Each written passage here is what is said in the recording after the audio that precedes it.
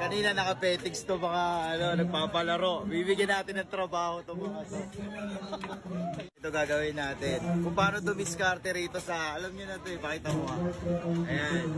Piso-piso to, di ba? Ngayon ang gagawin natin, nagpapalit tayo ng 100. Gagawin natin, bubuhos natin lahat yan.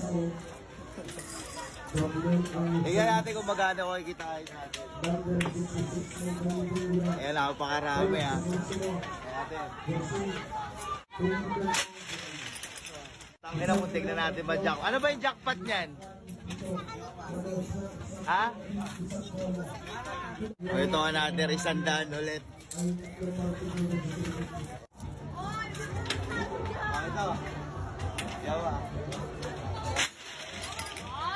Owa. Ilan? Kanina kasi petics lang ka dito eh.